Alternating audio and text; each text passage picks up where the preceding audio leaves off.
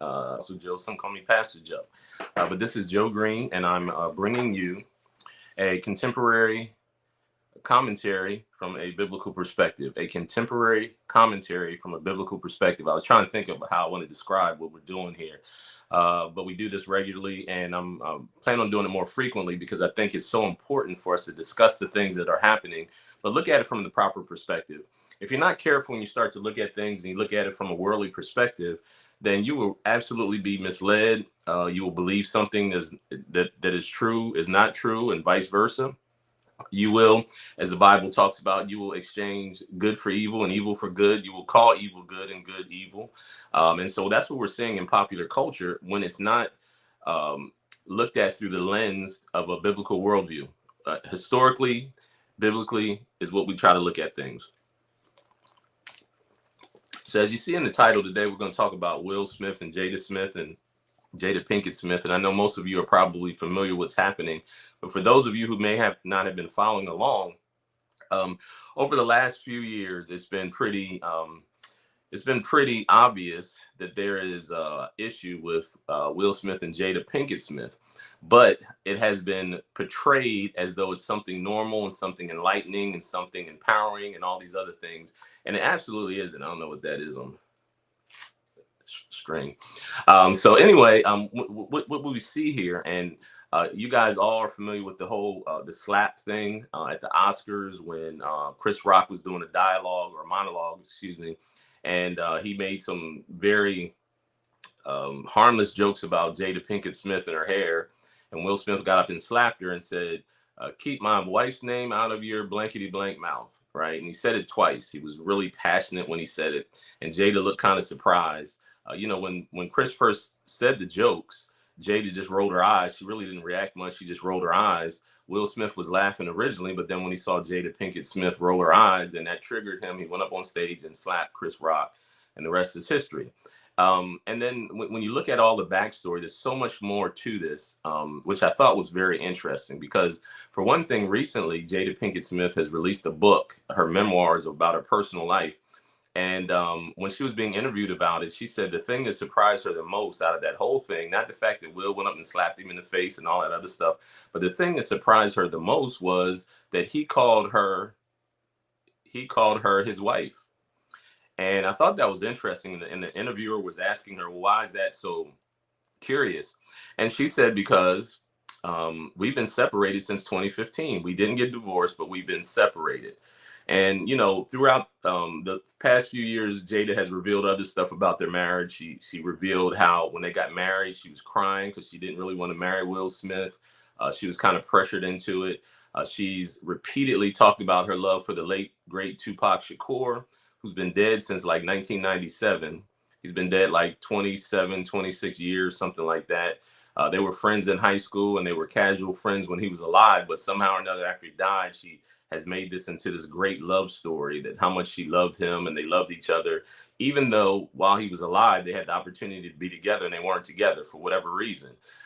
He had other women. He was engaged to Quincy Jones's daughter before he died, but somehow or another, this revisionist history that brings it like he was her soulmate, and that's, you can't even argue that fact because she said it repeatedly, and even to the point where her daughter wrote a love letter to Tupac, or not a love letter, wrote a letter to Tupac that was published. I guess Jada published it, or maybe Willow published it, and said, Tupac, I miss you. I wish you were here to make my mother happy. And that is a big slap in the face because, for one thing, Willow is Will Smith's daughter. Will and Jada have been together for a long time, over 20 plus years. And for Will's daughter, who wasn't even alive when Tupac was murdered, for her to write that, it must be she's expressing what her mom has expressed to her. So really, really weird, bizarre stuff. But if you think about the dynamic of Will and Jada Smith and how many times she disrespects him, there was that infamous Red Table Talk, which was Jada Pinkett Smith's podcast, where she openly discussed how she had an affair with August Alsina. And August Alsina was her son Jaden's friend. and she met him. He was physically and emotionally in a really bad place. She came as though she was trying to help him heal, and she ended up having an affair with him. And I would say it was kind of predatory because she's her son's friend. He was a young person. He was vulnerable, but they made that public, right? And so now when Jada, in order to clean it up, says, "Well, we weren't even together, and then me and Will, we were separated," but yet they still had this relationship. And many people have reported that Jada and August were together in the same house where Will is, in the same house that they share. So just really bizarre. But of course, they have presented this in the media and in entertainment in entertainment circles as though somehow or another this is normal, this is empowering, this is enlightening. And so I'm saying this to come to what I'm really going to talk about today, which is this feminist spirit. Because if you look at the relationship or the dynamic with Will and Jada, and even it was interesting because not long ago, Will he came to support her for her book, signing or whatever, and he said, "I will support her for life." And even they made a joke about it when the relationship when she had with August Alsina, which she called an entanglement, not an affair, which was interesting words. Had never heard of that word before. But at the end of it, he says, "We ride together, we die together, bad marriage for life," which is an allusion to the Bad Boys series that he starred in. Um, but it was just interesting. The whole dynamic is interesting. It's really bizarre because it's not normal and it's not healthy, but yet they are presenting it as though they are some kind of gurus or some kind of people that help other people, but they're very dysfunctional in their relationship. So you think about the dynamic between Will and Jada. She dominates him, right? So she has the masculine energy and he has the more feminine energy in their relationship. She humiliates him, and she really comes across with like this masculine, feminine energy. And because of that, what's the result of that? Their families in turmoil. You know that growing up as minors, Jaden used to wear women's clothes, and Willow used to dress in mainly man's clothes. He's openly expressed that he is, I guess, bisexual or gay or whatever the case may be. They showed Willow in kind of compromising pictures as a very young girl with an older male. I think she was 13 and he was 21 or something like that. But just a lot of dysfunction, a lot of just perversion and twistedness in the whole family dynamic. And it's primarily because of not only the dysfunctional dynamic between the husband and the wife, but because they have presented this kind of twisted dystopian reality as though somehow or another it's normal. And everything that they have presented really goes against the scriptures. And so we're going to look at that from a scriptural basis. But first, I want to talk about that spirit behind it. Because, see, when you look at things that are occurring, you have to understand it from a deeper spiritual understanding and revelation. And what is happening in society more and more is you have this rise in the feminine spirit. Some people call it the divine feminine. And this is not a new spiritual dynamic. It is something that has gone back to ancient times. And what I would say to you, at the core of it is an anti-Christ, anti-God agenda, anti-family agenda that is very destructive. And if we don't understand it, then we can fall victim to it. So feminism goes back a long time, and I would say Genesis 3, and I'll explain why that is. But the spirit of feminism in ancient Rome, Plato talked about it. He talked about that as soon as they begin to be your equals, they will have become your superiors. That's what Marcus Procurius Cato argued. He was arguing against Plato because in Plato's Republic, the book Plato's Republic, if you had a chance to read it, it's a long read, but it tells you a lot about modern society. Plato advocated that women possess natural capacities equal to men for governing and defending ancient Greece. But there was a lot of pushback because you know that Greece was it was originally a very masculine society that became very effeminate. If you look in ancient Greece, which where the Olympics were actually started, during the time of the Olympics and right before the Roman Empire sucked up the Greek Empire, you had men that were very effeminate. It was a very sexual environment. You know, when they first started the Olympics, they actually would do it in the nude. The Spartans would wrestle half naked. And if you think about the whole Greco-Roman wrestling style, it originated from this time period where men are grappling around on each other. And I'm not saying there's anything wrong with wrestling. That's not what I'm saying. What I'm saying is originally it was very sexual and more sensual than we see it here today. And so you had that, that's the early feminist movement. But then in America you had what was called the first wave feminist movement and the suffrage movement. So in the suffrage movement, what you did, you had women that were fighting for the right to vote and be considered equal, because in America, in the early part of the 20th century and before that, women weren't able to hold certain jobs, they weren't able to own property and those type of things. And so you had this women's suffrage movement, which it was nothing wrong with that, because they were just asking to be treated fairly. And that's all that anyone should ever ask for. So if a woman goes out and earns a living, and she gets a job and she earns money and she's able to buy a house, she has a right to. She should have the right to vote just like anybody else. She should have rights that she earns, just like anybody else. She has those rights too. So that was beneficial for overall society, because before that, in many places in the world to this day, women are considered property or second-rate citizens. They're not considered to be something to be valued, but basically property. But when you understand the first wave feminist movement, what happened in that movement, but let me tell you what happens all the time. Here's what the enemy does. He's very clever. He takes a partial truth and a partial reality, and then he begins to twist it and pervert it for his benefit. And I'm going to explain that. But what I want to say to you is even sometimes when they talk about the matriarchal society, when you think about the biblical times and God's gender roles, it was never meant to to dehumanize women. It was actually both genders, both sexes had roles, and those roles were complementary to each other, and they were for the overall good and benefit of not only for family but society as a whole.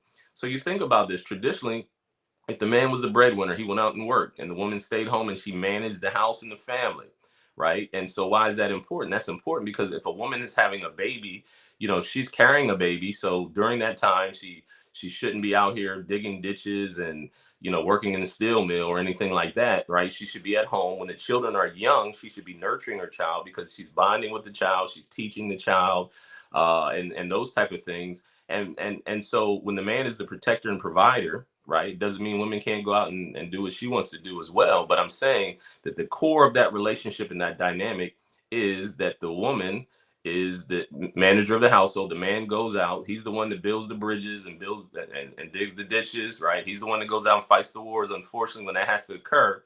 And then if we have the woman who is doing their roles, which are complementary to each other and necessary, right? So the Bible says that a man shall not be alone, because a man needs the woman and the woman needs the man as well, right? They're complementary. They are not, one is not better than the other.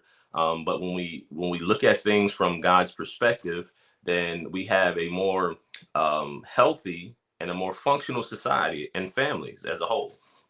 In the 19th, then you had the second wave feminist movement, and this is when it starts to get twisted a little bit. So the second wave feminist movement, which was in the 1960s and the 1970s, you had some lady by the name of Gloria Steinem, and you have to recognize that the second wave feminist movement, the core of it was based in Marxism, based in atheism, Satanism, and it was also, many people believe that the power structure actually promoted that to tear down the family unit, right? Because what the second wave feminist and the third and fourth wave feminist movement does is it just doesn't empower women, but it takes away the power from man. It destroys the patriarchy, right? Because they say that that's evil. They try to present that as evil, and what it begins to do is it begins to turn upside down God's order for the household and for the family.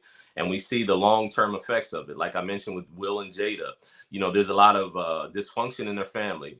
And when you have unhealthy, dysfunctional families, it creates dysfunctional, unhealthy individuals, which creates a dysfunctional, unhealthy society as a whole. And we see a lot of the results of that here in the society, what's happening now, with the violence, with all the crazy stuff that's occurring.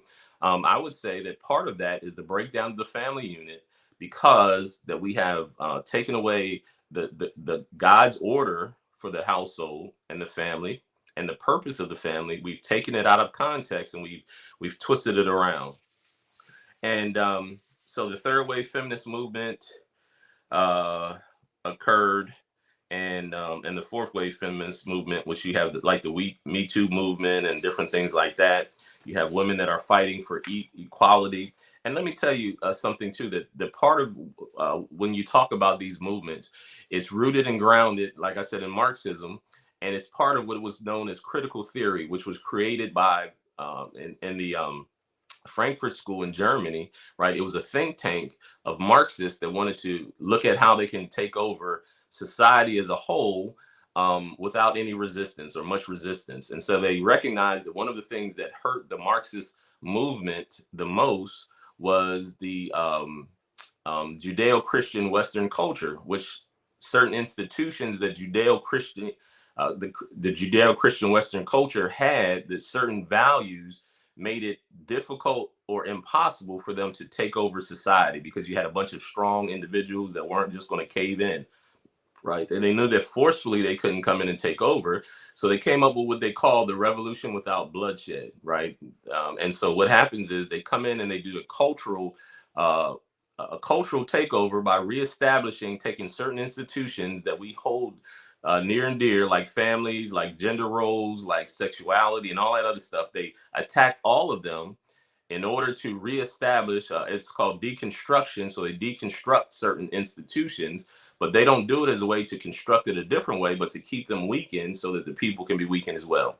So, and where's this come from? See, you got to realize that Satan is the author of all of these deconstructive things, right? So, all these institutions that we call Judeo Christian values and the Judeo Christian culture actually come from a biblical worldview or biblical foundation, right? So, God established gender roles, gender and sex roles in the household. He established the rules for sexuality. He established the fact that there's only male and female, right? That was the foundational principles that God established humanity on. And so when we follow what the creator has created, then we have prosperity and success. When we go against that, then we have you know destruction and death, right? And you have a lot of people, and I'm going to tell you, there's a rise in mental health, and people want to talk about mental health and being healthy mentally, but nobody wants to talk about the foundation that allows us to be healthy mentally. Strong family units help to create strong emotionally strong people. And so, but they want to, they go against that. But where does this start at? So there's a spirit that the Bible talks about in Revelation 7. It calls it Mystery Babylon the Great, the mother of all harlots and the abominations of the earth, right? And it is it is described as a woman sitting on a beast, and she's wearing purple and scarlet, right? This is Revelation 17, Revelation 18. That's the system, the world system that occurs at the end when Jesus comes back again and he overthrows that system. So I need you to understand that it's not about bashing women, it's about bashing this feminist spirit. And the spirit of feminism, which the Bible calls Mystery Babylon, is one that was established early on. When was it established? It was established in Genesis chapter 3. So we know the story of Adam and Eve. God created Adam and Eve and gave them dominion over the earth and all these other things in Genesis 1. Then in Genesis 2, of course, he gives them Eve and he says, now this is bone of my bone, flesh of my flesh, right? And he puts the proper protocols in place for the family. And then what happens in Genesis 3, we know the serpent comes, he deceives Eve. He didn't deceive Adam. He deceived Eve, and she ate of the fruit of the tree of knowledge of good and evil. She gave it to her husband, and then her husband ate of it, right? And so what happened was God comes and God rebukes first Adam. And why does he rebuke Adam first? Because Adam was supposed to be the authority in the household, the spiritual authority in the household. He was supposed to protect and cover his wife and lead her properly. But because he didn't, that's when the serpent came in and deceived Eve, and then death and destruction came. And what does he say to Adam? He says, Adam, because you heeded the voice of your wife and not the voice of God, the curse came, right?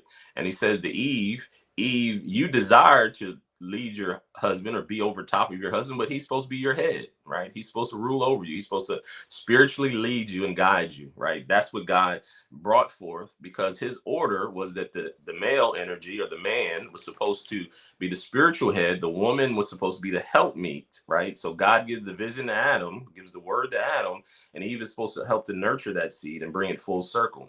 Now, think about this in the family. If you look at it from a spiritual point, but you also look at it in the natural reflects affects the spiritual.